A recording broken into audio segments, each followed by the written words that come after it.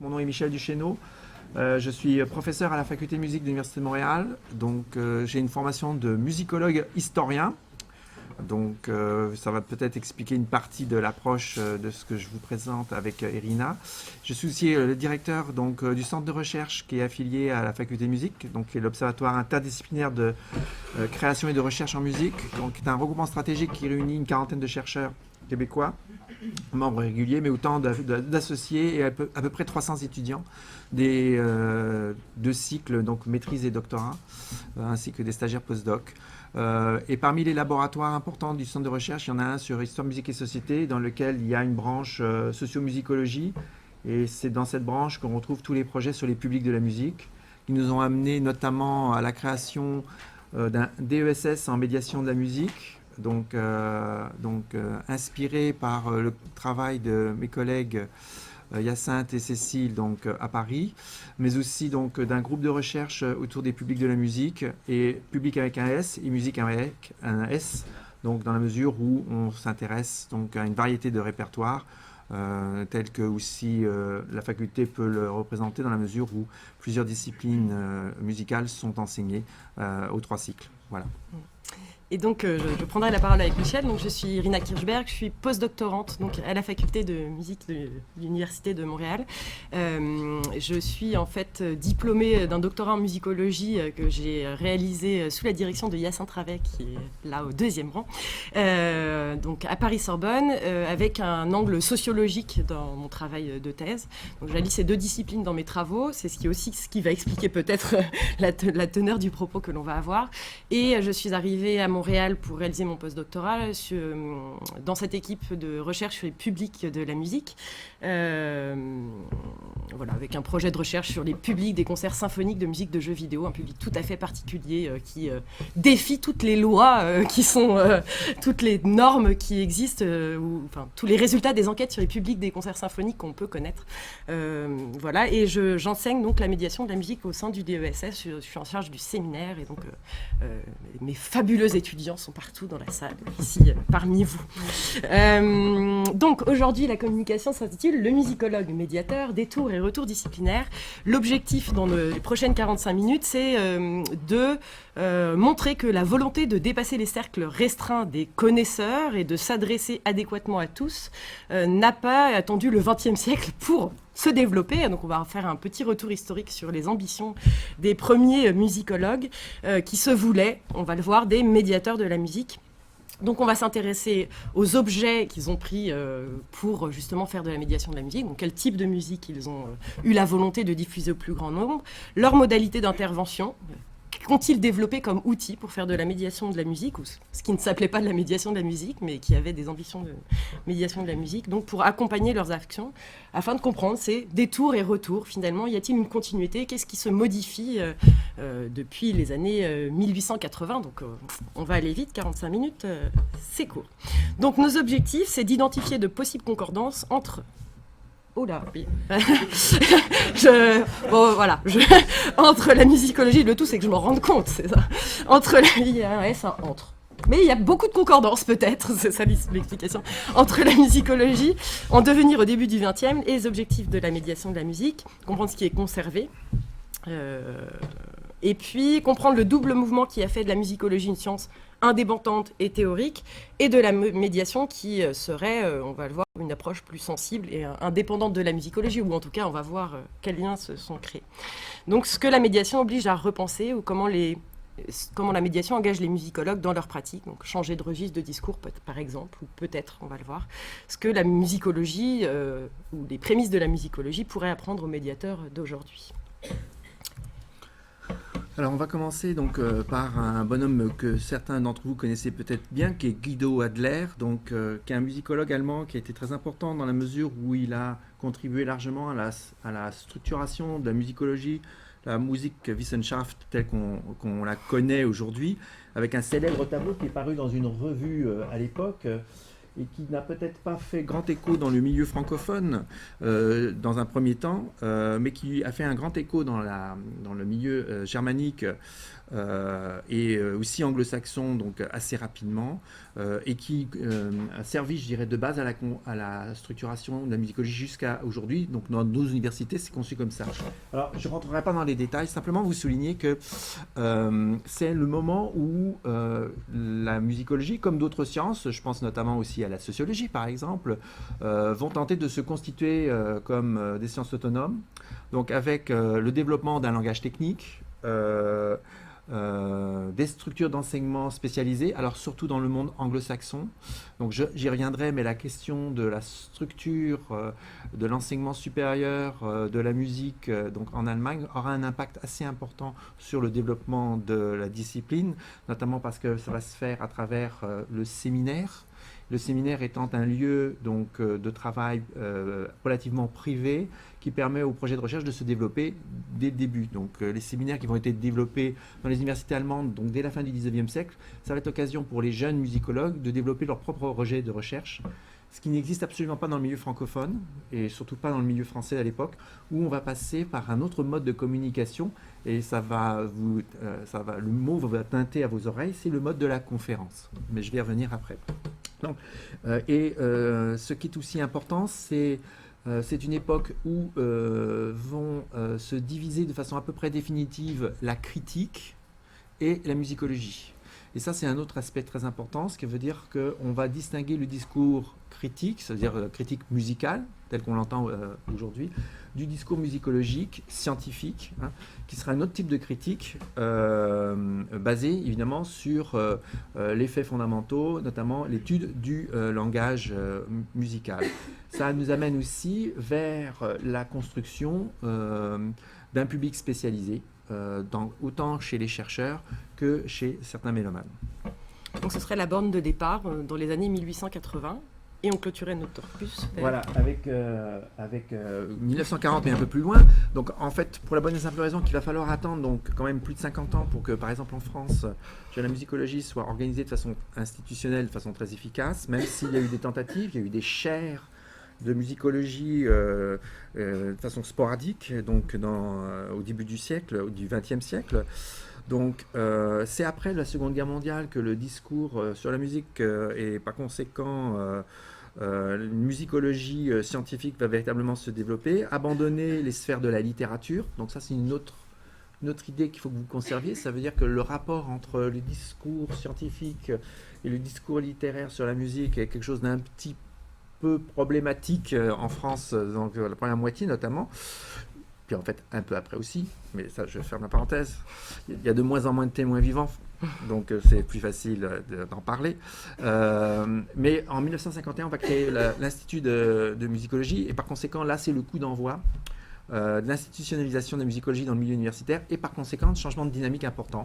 Donc c'est l'apparition par exemple d'une réflexion théorique sur l'analyse musicale par exemple, ce qui existe dans le monde allemand depuis nettement plus longtemps, puis dans le monde nord-américain depuis aussi assez longtemps. Et c'est aussi donc un moment où la musicologie va quitter notamment dans le milieu francophone, on va dire une sphère qui est habitée par des amateurs, car en fait, bien des personnages que l'on peut qualifier aujourd'hui de musicologues de la fin du 19e jusqu'au milieu du 20e siècle sont en réalité des amateurs éclairés. C'est-à-dire c'est des avocats, c'est des notaires. D'ailleurs, la profession du droit est très représentée chez les premiers musicologues. Et on réfléchira à ça une autre fois, mais c'est intéressant quand on parle des métiers, de voir quels étaient les métiers en réalité de ces gens-là.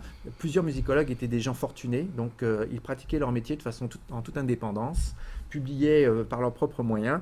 On pense à Coussemaker, par exemple, pour la musique médiévale au XIXe siècle, jusqu'à Henri Prunière, dont on va reparler, qui était un musicologue, donc spécialiste de la musique italienne du XVIIe siècle, ainsi que la musique française de la même époque, qui a aussi fondé la revue musicale qu'il finançait en bonne partie. Donc en fait, cette question donc, de quitter la sphère amateur et par conséquent, c'est un changement de régime de discours et pour nous est assez important à retenir.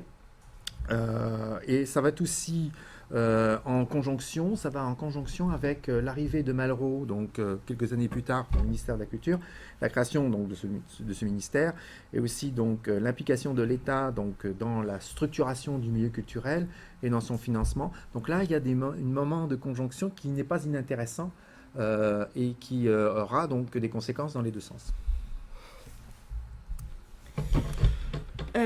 Donc, pour le plan de la présentation, on va partir d'abord sur les objectifs poursuivis par ces pionniers de la musicologie. Dans un deuxième temps, on parlera des modalités de mise en œuvre de ces objectifs. Et puis, musicologue médiateur, on parlera des critiques qui peuvent être formulées à ces premiers musicologues médiateurs et voir si elles trouvent des prolongements aujourd'hui, si elles nous obligent toujours à réfléchir aujourd'hui. Alors en fait, ce qu'il faut penser, c'est que lorsque la musicologie en France se développe, ça veut dire donc à l'orée du XXe siècle, il ne faut pas oublier qu'on est à peu près au milieu de la Troisième République, et que par conséquent, je veux dire, le développement de la discipline est accompagné d'un certain nombre de préoccupations sociales très importantes, notamment celle donc, de l'accessibilité. Donc, cette question d'accessibilité accompagne à peu près toutes les sphères de la société sous la Troisième République, et par conséquent la nôtre. Et c'est à partir de cela que donc, on va travailler tout au long de la séance. Alors, la première chose que je souhaitais souligner, c'est en fait le rapport que l'on a à la musique est assez particulier. Donc, si on lit la citation, je l'aime beaucoup, celle-là. Donc, c'est Romain Rolland qui parle de ça et ça va avec la citation. La musique, donc, on est en 1900, quand il écrit ça, on est en 1918, je pense. La musique ne passait pas auprès des gens sérieux pour une étude sérieuse. C'était un art d'agrément, un talent de société. On lui trouvait plaisante l'idée d'en faire une matière d'enseignement scientifique. Et jusqu'à aujourd'hui, les histoires générales de l'art se refusèrent à lui accorder une place, si réduite qu'elle fût. Donc, on voit déjà transparaître donc, une difficulté. C'est-à-dire que la musique, dans la société notamment française, est considérée comme un art d'agrément, mais en fait, c'est plus pénible qu'autre chose. Et c'est compliqué. Pour les musicologues en développement à l'époque, dont Romain Rolland fait partie de la première équipe, je pense que ça c'est important de le retenir, il s'agit, de faire reconnaître la musicologie naissante donc, comme une science à part entière, d'abord et avant tout auprès des principaux intéressés, ce qui a l'air de rien, mais c'est quand même pas, c'est singulier, d'ailleurs au sein des sciences humaines et tout particulièrement de l'histoire. Donc là, il y a une question disciplinaire importante. Et c'est en même temps l'apparition de la sociologie. Et là, donc, on va voir que pendant un certain temps, il y a une friction entre histoire et sociologie pour la musique. C'est-à-dire quelle est la voie que va prendre, on va dire, la musicologie. On voit à travers un certain nombre de personnages, que ce soit des Lionel d'Auriac ou des Combarieux, que là, il y a des hésitations et surtout des ratés. Bon, mais ce n'est pas le sujet de cette histoire-là. Et le deuxième aspect, qui est très important, c'est-à-dire que le combat mené pour faire reconnaître la musique comme discipline scientifique, ça veut dire dans quelle mesure l'étude de la musique peut s'inscrire dans un domaine universitaire, par exemple, s'accompagne inévitablement donc de cette reconnaissance de la discipline en tant que telle, mais aussi de tout ce qui l'accompagne, de tout le discours sur la musique auprès du public, et celui-là très large. Donc là, en fait, il y a une double lutte qui est celle de faire reconnaître la discipline au sein du milieu scientifique et en même temps auprès des publics. Et donc les similitudes sont assez frappantes avec le projet de la médiation aujourd'hui. Si on cite par exemple Nathalie Casemajor qui réfléchit sur ce qu'est la médiation culturelle, elle dit l'objectif des stratégies d'action culturelle sont centrées sur les situations d'échange et de rencontre entre les citoyens et les milieux culturels et artistiques. Bon, tout le monde est d'accord avec cette idée-là, donc on sent poindre ça dans ces premières préoccupations des musicologues. Bon, alors en fait, on fait quelques sauts dans le temps parce que je pense que c'est important. Je vous ai déjà parlé donc, de ce personnage, donc Henri Prunière, qui est un musicologue et qui est un directeur d'une revue assez importante à l'époque qui s'appelle la Revue Musicale. Donc il va être actif entre 1920 et 1940. Donc, et dans sa revue, en fait, il va être interrogé sur les objectifs de sa revue, qui est une revue qui, au fond, répond à ce double objectif. Ça veut dire celui de faire de la musicologie une discipline reconnue auprès des pairs, donc qui a ses propres méthodes, d'abord et avant tout ses propres objets, mais aussi ses propres méthodes, et d'autre part faire en sorte que le travail qui est réalisé dans ce cadre nouveau donc, puisse donc révéler auprès des publics ce qu'est en fond la musique. Il nous dit, donc, à travers la revue musicale, il s'agit de tenter les plus grands efforts pour dissiper l'ignorance du public et ses préventions absurdes, de lui faire aimer à la fois l'art du passé qu'il ne soupçonne pas et l'art du présent qu'il abomine a priori. Voilà. Donc rien de neuf sous le soleil, n'est-ce pas? Voilà. Donc, et je pense que au fond, c'est l'historien en moi qui parle. Je veux dire, on a tendance parfois à considérer la situation qui nous préoccupe dans l'instant comme étant, je dirais, souvent nouvelle ou liée à une situation, à un contexte contemporain. Dans les faits, c'est plus compliqué que ça. Ça veut dire que oui, il y a une part de contemporanéité dans une situation, mais il y a aussi une part d'histoire. Donc là, il s'agit, donc, pour le projet de première, et ça c'est intéressant, c'est de ne pas se limiter aux canons classiques, parce qu'à l'époque, les canons classiques, ils existent déjà. Hein, je veux dire, on va jouer Beethoven à tire-larigot, et alors que d'autres œuvres, chez Brahms, c'est à peine connu en France à ce moment-là. On va s'intéresser à certains créateurs contemporains de l'époque et pas à d'autres. Donc il y a donc là un enjeu. L'autre enjeu aussi, ce qui va être extrêmement intéressant, c'est d'ouvrir la connaissance, autant du milieu scientifique que du grand public, aux autres musiques. Donc quand on regarde attentivement le contenu de la revue musicale, il est quand même extraordinaire de voir que l'on va s'intéresser aux musiques des autres de manière donc à la fois donc, ethnomusicologique, on pourrait dire, et en même temps dans une langue suffisamment accessible pour permettre à un mélomane, donc plus ou moins curieux, de s'y intéresser. Donc on va découvrir des articles sur la musique du Siam, je veux dire les musiques berbères, les musiques folkloriques russes, on va s'intéresser aux musiques d'Afrique du Nord, à travers, donc, et aussi à tous les folklores européens. Hein, donc, passant de la Hongrie jusqu'au folklore même breton. Donc, dans ce cas présent, on est face à un projet, donc la revue musicale est peut-être assez symbolique du projet républicain, donc d'éducation, hein, à travers, donc c'est un peu positiviste hein, comme histoire, mais il faut le prendre pour ce que c'est, par l'acquisition des connaissances. Donc, le principe de base, c'est offrir des outils qui permettent aux gens d'acquérir des connaissances et après ça, ils vont être en mesure de faire des choix. Donc, à ce niveau-là, c'est un projet qui me semble toujours très contemporain. Le titre d'un ouvrage de 1830, oui. Publié par François-Joseph Fétis, c'est à ce titre tout à fait explicite, c'est « La musique mise à la portée de tout le monde ». De tout le monde, c'est écrit en gros. Et il va même très loin dans son introduction, qui est un condensé des questions qu'on peut se poser en tant que médiateur aujourd'hui. C'est vraiment un beau texte. Et il déclare de façon visionnaire « Nul n'a la science infuse, il n'est point de connaissance si simple qu'on ne soit forcé d'acquérir par sa propre expérience ou par l'éducation. » Et même un peu plus loin, il fait presque un plagiat par anticipation de Bourdieu, parce qu'il dit « Notre oreille est inhabile à saisir les combinaisons de l'harmonie si l'exercice ne les y a disposées. » Et le terme est employé de façon explicite. Donc on voit qu'il y a une conscience du fait que ce n'est pas la nature qui nous fait aimer les œuvres, qu'il y a un travail à réaliser. Non, pardon.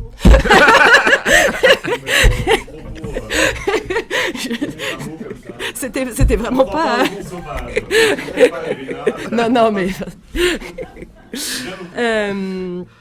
Voilà, donc c'est sur ces compétences à développer, vraiment, enfin, c'était pas du tout...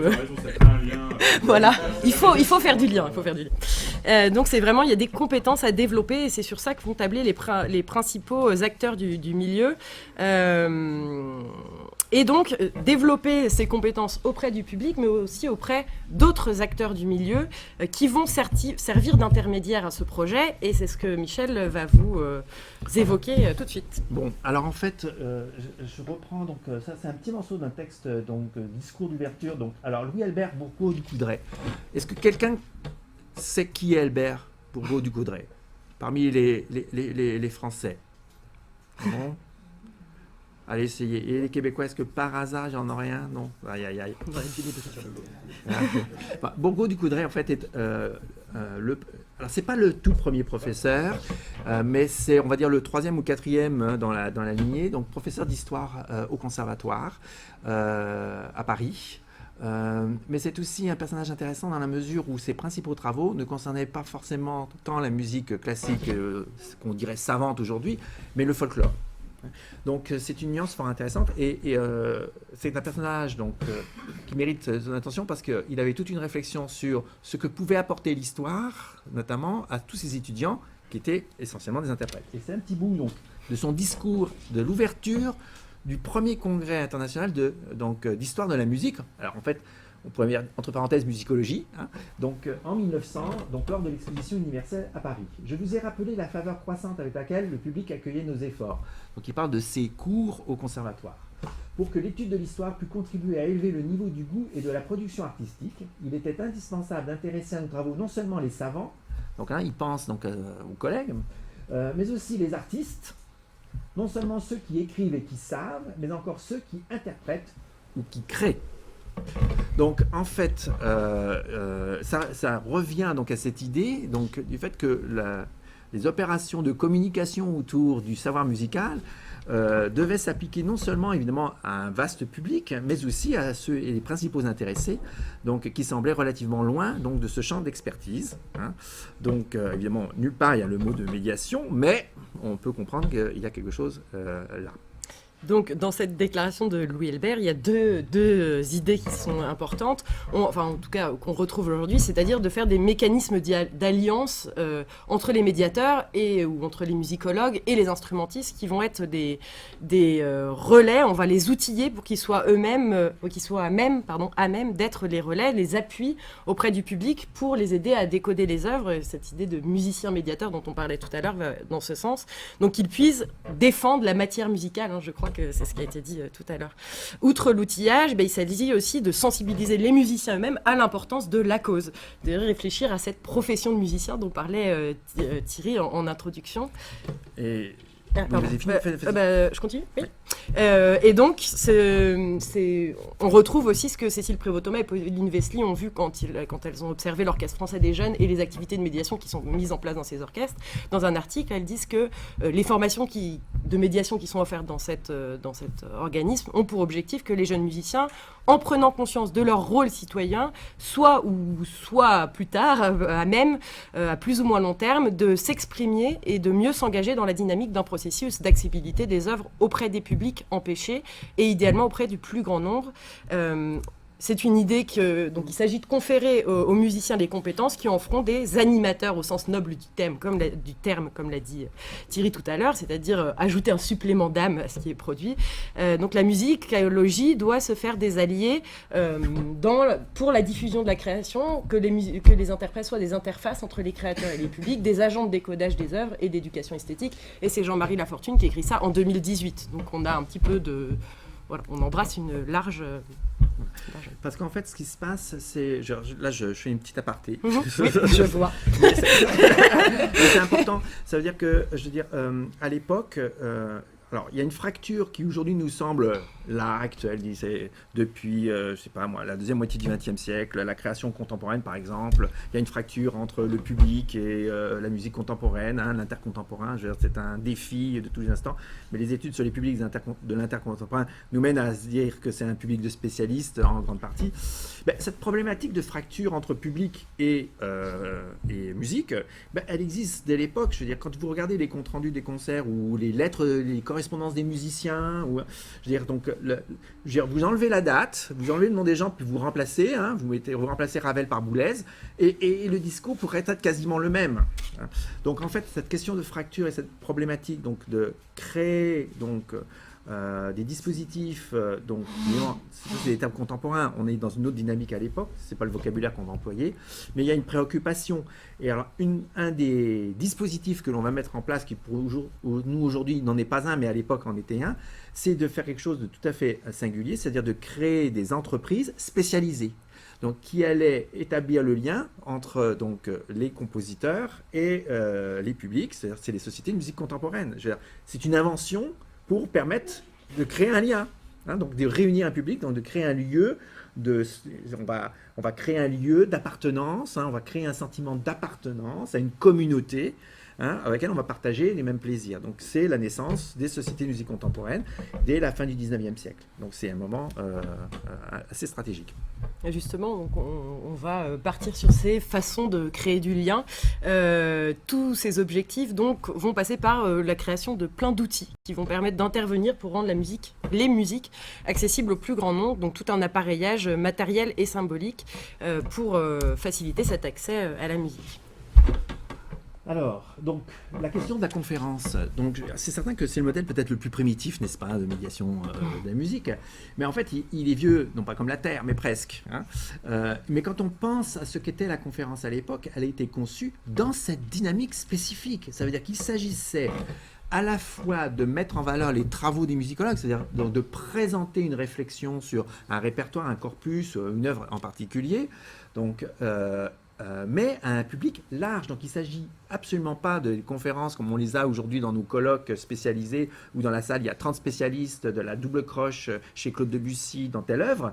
Mais dans le cas présent, c'est pour un public très large, parce que ces conférences ont lieu dans des institutions évidemment ouvertes au public, notamment parce que tout est gratuit. Hein. Donc, et une des institutions importantes sera donc l'école des hautes études sociales, donc je vais y revenir.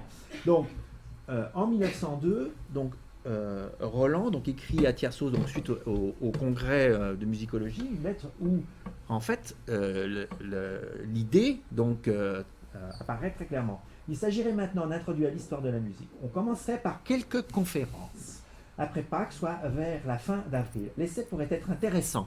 Hein. Donc là, on dit qu'est-ce qu'on va faire pour faire en sorte que tout ça marche. Le patronage des chefs de l'université lui donnerait quelques retentissements, hein, vive la com, et la musique prendrait enfin en France la place qui lui est due dans l'ensemble des sciences historiques. Ce qui est intéressant de voir, c'est ça va débouler, hein, comme on dirait nous au Québec, je ne sais pas si on dit en France aussi la même chose, ça veut dire qu'on va voir apparaître évidemment de véritables séries de conférences musicologiques, hein, ou d'histoire de la musique, mais destinées à un large public pour leur permettre d'apprécier, donc, et c'est les termes qui sont à utiliser à l'époque, donc les œuvres qui sont présentées, et les formats seront donc assez variés, mais souvent basés sur le concert commenté, c'est-à-dire que la conférence en réalité est accompagnée d'exemples musicaux live. Hein, donc évidemment, il n'y a pas encore l'ordinateur à ce moment-là. On va en reparler, je crois, après. Oui. Bon, c'est bon. Donc, alors, cette question, donc, évidemment, Romain Rolland n'est peut-être pas tout à fait conscient, peut-être si, mais il a peut-être oublié Fétis. Mais c'est peut-être parce que Fétis est belge. Oui. Non, c'est peut-être pour ça. Oui, ouais, c'est ça. Mais en fait, Fétis aura conçu lui-même donc des projets de conférences commentées, et l'objectif est de faire connaître déjà donc dès le milieu donc du 19e siècle du répertoire. Alors évidemment à l'époque, les enjeux sont ceux de la découverte de la musique ancienne. Mais en même temps, pour quelqu'un comme Fétis, et ça c'est j'introduis donc évidemment donc le diable dans la chose, c'est qu'il y a aussi des enjeux commerciaux. Parce qu'à travers ces conférences, c'est de faire apprécier de nouvelles œuvres, et comme par hasard, donc l'organisation est aussi l'éditeur de la musique que l'on va présenter, n'est-ce pas, au public. Donc il s'agit à la fois de faire vendre des partitions musicales et de faire assister le public au concert payant. Voilà. Donc, inévitablement, cet enjeu donc, du billet ou de la partition achetée, parce qu'à l'époque, l'édition musicale, évidemment, c'est un enjeu économique très important, parce qu'il y a de l'argent qui va se faire jusqu'à la guerre, on va dire, jusqu'à la Seconde Guerre mondiale. Donc, cet enjeu-là croise celui, n'est-ce pas, donc très noble, du développement de la connaissance et du savoir musical. Oui, oui, non, c'est bon. Okay. Alors, dans d'autres... alors ça, on a parlé de la France, mais là, c'est un simple exemple sur lequel je n'irai pas très loin, mais on voit aussi donc, dans Musical Time, donc, qui est une revue donc, anglaise, donc, qui va suivre aussi ce modèle, où on va donc, proposer donc, du répertoire, mais aussi des activités donc, musicales de découverte pour monsieur et madame tout le monde, donc à travers le chant notamment de ses œuvres, mais on va aussi en faire la promotion de manière commerciale. Hein. Donc les enjeux se mélangent, et il est parfois difficile de distinguer entre une activité qu'on pourrait nous considérer de médiation culturelle en tant que telle et une opération marketing. Hein. Donc c'est celle donc, de trouver le moyen de placer son produit. Hein. Et cette problématique-là existe de façon historique, de façon très très claire.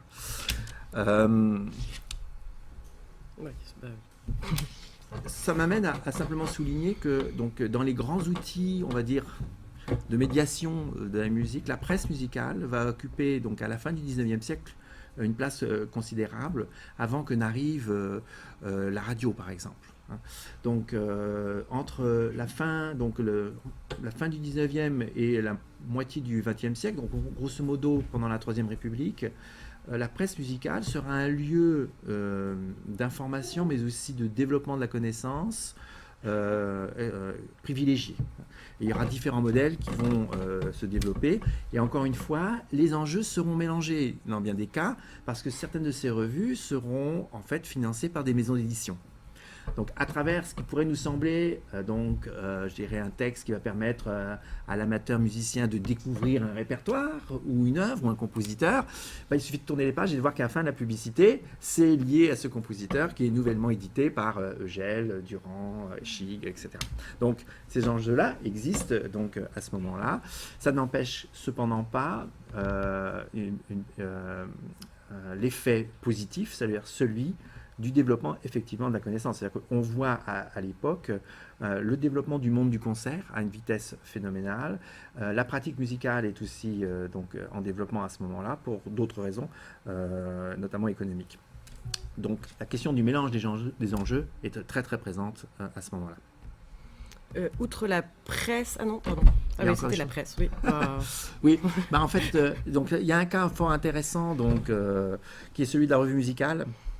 Donc, qui va connaître donc deux grandes périodes. Donc, avant la guerre de 14, créée au lendemain de cette exposition universelle de 1900, c'est une revue qui va répondre aux objectifs que des gens comme Romain Rolland et Combarieu vont se fixer, c'est-à-dire celui d'avoir un organe qui va permettre à la science musicologique de s'exprimer, mais aussi de permettre au plus large public possible d'avoir accès à cette information. Donc au fond, pour eux, c'est de permettre aux gens de découvrir la musique, donc autant un répertoire ancien que moderne. Et cette revue sera celle de Prunière au lendemain de la Seconde Guerre mondiale. Je vous passe tous les méandres entre les deux. Donc, ce qui est intéressant de voir dans cette revue, c'est qu'on va tenter un certain nombre d'expériences, donc dans ces revues-là, mais aussi dans d'autres revues, des expériences que l'on pourrait associer à une opération de médiation. Ça veut dire de faire découvrir aux gens les œuvres par le langage musical. On va voir apparaître dans ces revues des articles d'analyse musicale pour, je dirais, non pas le musicologue spécialisé ou patenté, mais pour le mélomane qui souhaiterait découvrir un certain nombre de principes de base sur lesquels fonctionnent les œuvres. Donc on aura des articles qui vont discuter, je sais pas moi, l'accord de septième majeur, et puis dans d'autres cas, ça veut dire, ça sera sur les questions des notes de passage, si on est en musique ancienne, et ainsi de suite. Donc, ce qui est d'autant plus intéressant pour nous, c'est que on voit apparaître dans ces revues des réponses. Ça veut dire que l'opération fonctionne. Ça veut dire que les gens lisent, réagissent, posent des questions. Donc on voit des articles où ils vont présenter un élément, par exemple sur l'analyse harmonique, et on va voir un lecteur qui répondra à l'article, dit oui mais à tel endroit, pour telle raison, ça ne pourrait pas être autre chose. Donc, évidemment, on a affaire quand même à des gens qui ont des connaissances musicales, mais on est malgré tout dans une dynamique d'appropriation du monde musical certain. La lecture des œuvres, ça va devenir un enjeu important, et le développement du goût musical passera par des outils qui vont devenir importants, qui pour nous aujourd'hui semblent tout à fait ordinaires, au bord d'être inintéressants, mais qui sont pourtant à l'époque très importants. C'est la fameuse note de programme. Je veux dire, il y a une revue qui s'appelle Le Guide du concert, qui a commencé à publier en 1910 jusque dans les années 60 ou 70, je pense que c'est très long.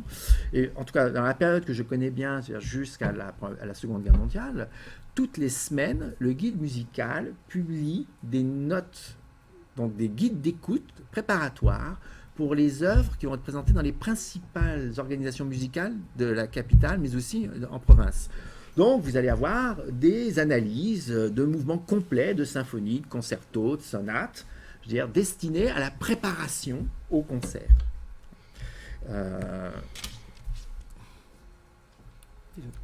Voilà. Et il y a quand même 2000 numéros de chaque revue qui sont tirés, donc il y a quand même une audience assez large. Dans les différentes façons aussi de faire la vulgarisation de cette musique, c'est tous les ouvrages qui sont publiés. Entre 1930 et 1939, par exemple, il y a 224 ouvrages de vulgarisation qui sont publiés en Angleterre, donc c'est assez considérable. Là, on a mis une série d'exemples donc, que vous pouvez voir, et parfois des articles, des ouvrages qui ont des titres un peu aguichants pour susciter l'intérêt du public. Donc Lully, Jean-Baptiste Lully, La vie illustre et libertine, ce qui est censé attirer... Ça, c'est une méchante opération de communication. Voilà. Il en a vendu beaucoup de copies. Hein. Comme Boulez et les femmes. Dans les ouvrages de vulgarisation, eh bien, il y a aussi toutes les publications de type encyclopédique qui fleurissent à cette époque-là. Donc là, on a mis le dictionnaire encyclopédique de Lavignac ou une première édition de l'encyclopédie Grove. C'est les visées universalistes de l'encyclopédie qui refont surface, c'est-à-dire c'est l'idée de faire un répertoire raisonné des connaissances à l'époque musicologiques. On est obsédé par les catalogues raisonnés. Oui, on aime ça. Et puis, on retrouve donc cette idée d'émancipation de chacun par la connaissance qui est très forte dans ces ouvrages-là. Je vais un petit peu vite pour qu'on ait temps de tout dire. On a parlé, donc voilà, le concert commenté. Donc c'est fétis, mais aussi donc on va les retrouver ces opérations systématiquement, donc à travers évidemment les outils de médiation comme la revue musicale. Donc la revue va organiser une série de concerts qui viendra illustrer le contenu de la revue, hein, et vice versa. Et à la fois, c'est la création d'un réseau de musiciens internationaux, mais c'est aussi donc une façon de mettre en relation l'activité musicale sur scène et donc un savoir plus livresque, donc dans une même dynamique. Alors, la Haute École des études sociales, hein, l'école des hautes études sociales, je mélange toujours ça, ainsi que la Société internationale de musique, donc vont développer donc tout au long de la première moitié du... Une onction sociale dans le EHESS. Non, à l'époque, c'est ça. C'est ça, c'est l'ancêtre. Ouais, hein. c'est ça. Ouais. Alors, ce qui est important de savoir, c'est que au fond, cette école elle est très importante parce que on va associer le développement donc, des connaissances a aussi des pratiques, notamment celle du journalisme. Parce que cette école donc, se caractérisera par... il y a des branches, et l'une des grandes branches de cette école, c'est le journalisme. Donc ça va teinter toutes les autres branches, notamment celle des arts, où on va être dans une dynamique de communication. C'est-à-dire c'est le développement de méthodes et d'une éthique de la communication de l'information. Et ça va reteinter les activités dans les autres branches. Donc il y a éthique, philosophie, il y a art, il y en a une quatrième qui me reviendra, je pense, c'est économique. Romain Rolland donc, sera l'un des animateurs. On aura aussi des gens comme Pierre Aubry. Mais ce qui va être intéressant de voir, c'est le fait que dans ces conférences, on va aborder toutes sortes de thématiques. Hein. C'est un véritable programme d'enseignement de la musique, comme on pourrait le retrouver à l'université. Vous avez des conférences sur la musique antique, des conférences sur la musique de la Renaissance, de la musique baroque, du XVIIe et XVIIIe siècle, mais dans une dynamique donc, qui est à cheval entre le journalisme et le cours d'histoire musicologique universitaire, destiné à un public très large. J'ai pas trouvé de photos, donc j'ai cherché des expériments, j'ai même été voir avec les gens de l'association Romain Rolland, mais il n'y a pas de photo où on voit Romain Rolland offrir ses conférences, mais c'est un peu le mode de fonctionnement donc, de l'enseignement à l'époque. Je veux dire, le maître est assis et les étudiants donc, discutent autour du piano soit d'une interprétation, soit d'une œuvre. Donc on est dans cette dynamique d'échange ouverte. Et ça déborde les différents répertoires dont vous avez parlé, parce que ça va aussi, on va aussi parler de la musique contemporaine, la musique exotique, les musiques populaires, donc c'est et aussi d'un certain nombre d'aspects techniques. C'est-à-dire que donc on voit une ouverture des sujets donc très très grande. Alors oui, il y a une revue donc, qui mérite que l'on s'y intéresse parce que c'est la première revue musicale véritablement illustrée, donc c'est Musica, donc, qui va publier entre 1897 ou 98 jusqu'en 1914. Et dans cette revue, donc, vous avez une publicité en fait, une annonce des activités à l'école des hautes études, donc où on voit donc évidemment comment ça se passe. Donc là, c'est un chœur amateur, donc c'est les auditeurs qui sont volontaires et qui vont servir à illustrer la conférence de soit Romain Roland ou Pierre Aubry, donc ils sont tous, ou même Vincent Dindy. Enfin, il y a tout un panel, comme on dirait, de conférenciers. Et ces conférences sont illustrées par un certain nombre de bénévoles qui vont participer à cette activité-là. Et alors, ce qui est intéressant de voir, c'est le commentaire à la fin donc, de Musica. Comme on le voit, le programme de cette année résume en son éclectisme sans vulgarité toute l'histoire musicale. Il faut souhaiter que la vogue de ces cours, qui est déjà grande, s'accroisse encore. Ce sera un bien véritable pour le goût musical français, qui a besoin encore d'être à la fois très châtié et très élargi. Voilà, donc ça fait sourire, mais voilà. Alors, une version extended version, donc, qui est très importante parce qu'elle va marquer la société occidentale au XXe siècle, c'est avec l'apparition de la radio. C'est-à-dire que ces conférences illustrées live, qui nous semble pour nous le summum, n'est-ce pas, donc de l'activité où on a l'impression de partager, en fait, va devenir tout à coup obsolète au moment où la radio va apparaître. Donc à la fin des années 20, je veux dire, même si la radio est en fonction des débuts des années 20, c'est surtout à la fin des années 20 et des années 30, où là, les postes, notamment d'État, vont développer de véritables programmations de conférences radiophoniques sur toutes sortes de sujets. Et évidemment, la musique sera un sujet privilégié, notamment parce qu'on pourra présenter les exemples musicaux à travers le disque. Donc, des conférences qui vont être données par des musicologues, mais aussi des artistes, des musiciens, des compositeurs, et qui seront choisis, et là j'en reviens à l'idée de tout à l'heure, par leur capacité à la construction de ce discours, à aller chercher des éléments, donc des œuvres musicales ou liées à leur pratique, qui vont éclairer l'auditeur.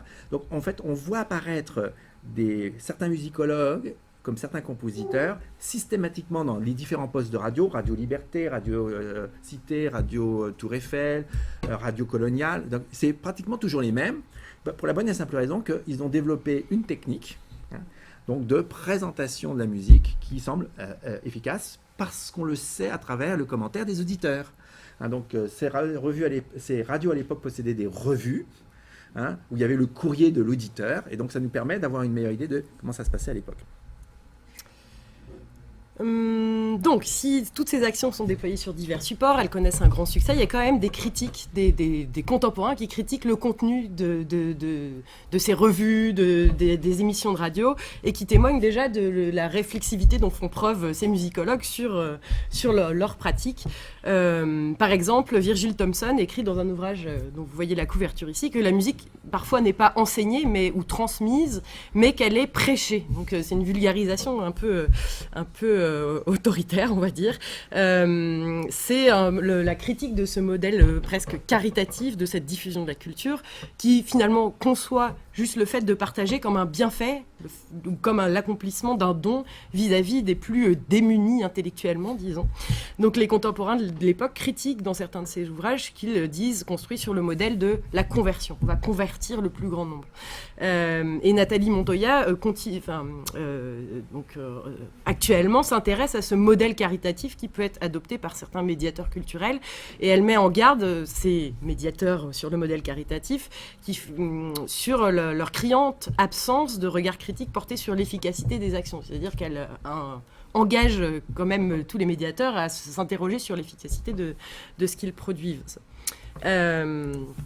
Virgil Thomson, donc à l'époque, se dit « Je ne vois pas comment un tel prosélytisme irréfléchi et pseudo-technique peut contribuer à la diffusion de la véritable culture musicale. » En fait, Thomson dit que cette tentative de vulgarisation est presque pire qu'un langage que le langage hautement théorique peut être nuisible à cette vulgarisation, mais en même temps on est dans le balancement, on est dans un balancement.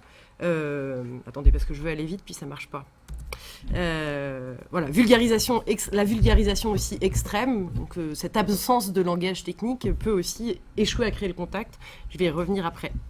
Donc Virgil Thompson déclare à propos de certaines de ses actions que le public est savamment ramolli par la propagande de vulgarisation musicale. Et là, on a un exemple vraiment très amusant, qui est le travail de Sigmund Spaeth, qui est le détective, qu'on a nommé le détective des mélodies à l'époque, qui écrit un ouvrage qui est les plus grandes symphonies, comment les reconnaître et comment s'en rappeler. Et il propose de mettre des paroles sur les thèmes des mélodies pour que les gens soient capables de se rappeler des titres des mélodies. Alors il dit, je reste en lien authentique avec le projet des compositeurs, puisque la pastorale, je vais mettre des paroles champêtres voilà, sur la mélodie. Mais on a des exemples assez amusants, parce que la 40e symphonie de Mozart, par exemple, se retrouve avec ce texte que je ne vais pas lire en anglais, mais voilà, vous pouvez vous mettre les paroles sur la symphonie. Je proposais de faire une chorale, mais je suis pas sûre que tout le monde soit prêt, voilà. Donc, ça nous interroge quand même sur l'idée, c'est formidable, voilà. Mais sur cette idée qui est de s'amuser, de divertir finalement. Est-ce qu'on sert vraiment le propos musical en créant juste un point de contact avec l'œuvre, sans créer de vrais points d'entrée finalement. La musique devient un support. C'est un simple support finalement. Et on a l'impression qu'on rajoute un niveau sémantique sur quelque chose qui est déjà plein de sens. Donc est-ce qu'on crée vraiment un lien ? On est vraiment loin d'une formation discernement, c'est-à-dire une capacité à s'orienter dans la proposition artistique que favorise finalement la médiation. C'est pas simplement une mise en contact, c'est la possibilité de s'outiller pour réfléchir à ce qu'on nous propose musicalement. Là, c'est plus un moyen mémotechnique ou un réflexe de Pavlov, quoi. On va voir les paroles qui nous reviennent et on peut reconnaître la musique. Et pourtant, Spaeth s'était posé une question, il s'était dit que c'est vraiment un grand problème de ne pas écraser les gens sous des termes techniques et en même temps de ne pas réduire la musique à du chamallow, finalement, le discours sur la musique. Donc ce problème, il reste entier aussi pour les médiateurs d'aujourd'hui. Et Edith Brunet, qui est une artiste contemporaine au Canada, elle fait des discours qui sont à charge contre la médiation, où elle dit la médiation est parfois une novlangue idiote, accompagnée de schémas et d'un surplus de communication inutile. Et en fait, elle nous oblige à nous poser la question de que fait-on quand on fait de la médiation ? Est-ce qu'on rajoute du sens sur du sens sans que ça soit producteur et efficace. Et à l'époque, déjà en 1880, certains musicologues réfléchissaient à ce problème et pour contourner ce problème, finalement, empruntaient la voie de la métaphore pour essayer de faire avec ce problème. Alors en fait, une manière d'aborder la musique, donc sans avoir à employer un discours spécialisé, ça va être celui de la métaphore. Alors dans les métaphores les plus célèbres, je veux dire, il y a un auteur qui est un philosophe donc très connu, est un homme absolument remarquable, je veux dire, qui est Jankélévitch, qui a fait un certain nombre de philosophes qui s'est intéressé à de nombreux sujets, dont la musique, et il a publié des biographies de Fauré, de Debussy. Donc là, c'est un extrait d'une biographie, de la biographie de Fauré. Alors, je ne sais plus de quelle œuvre il parle, vous me pardonnerez ça, mais donc, il parle d'un passage harmonique très précis. Il dit « Vois, le dernier rayon agonise à tes bagues, quelques bécards se découpent dans la pénombre épaisse de ré bémol, et par ses échancrures, une blême lueur vient blanchir les septièmes parallèles qui montent vers l'aigu aspiré par les premières étoiles. » Donc, c'est bon.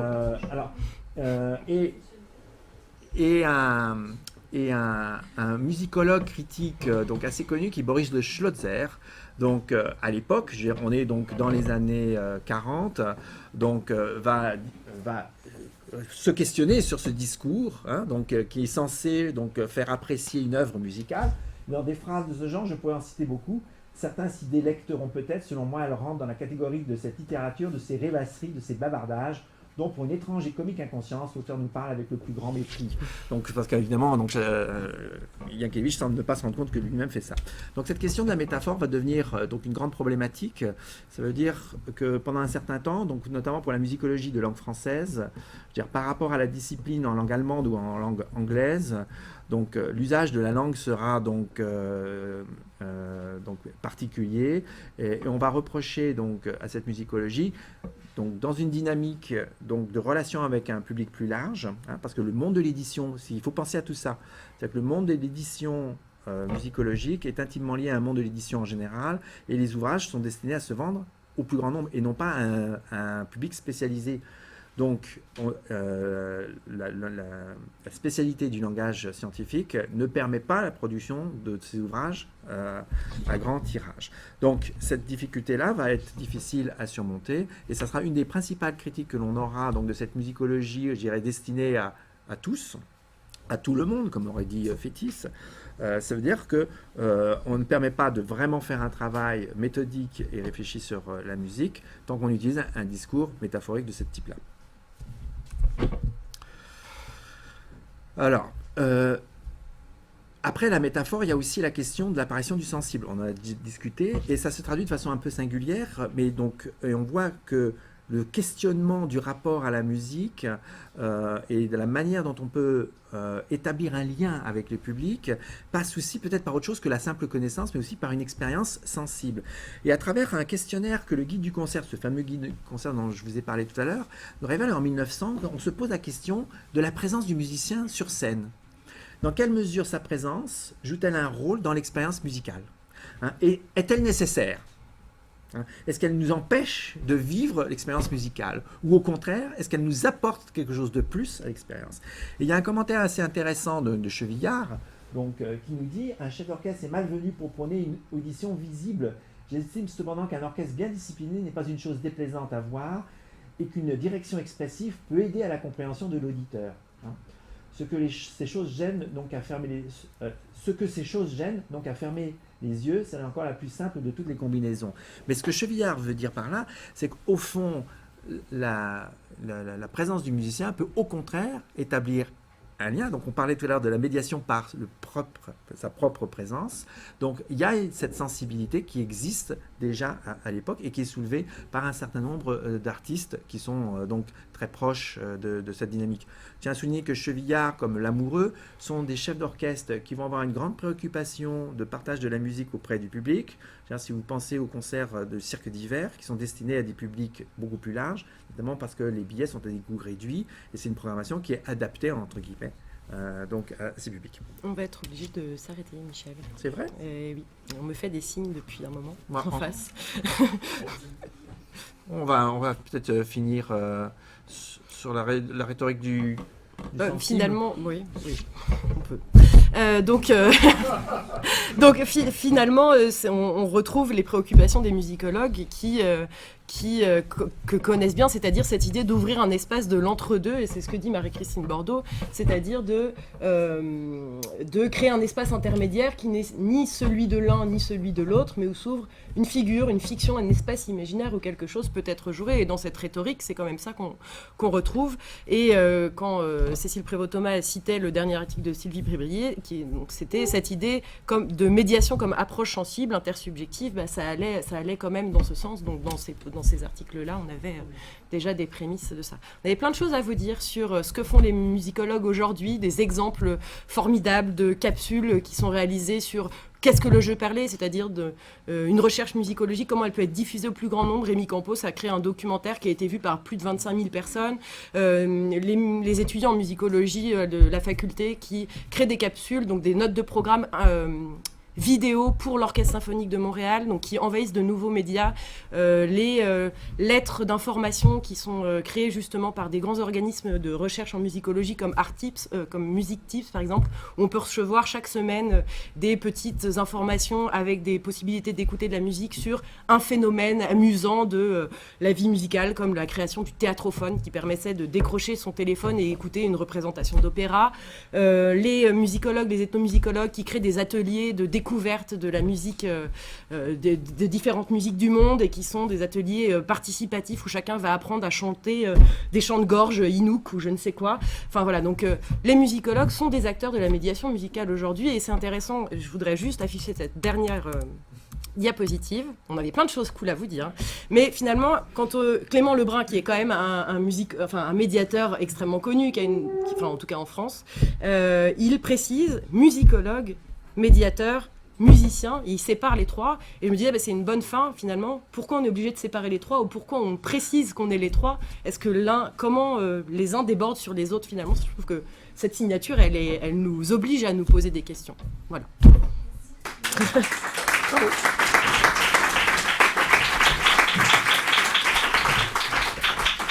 Oui.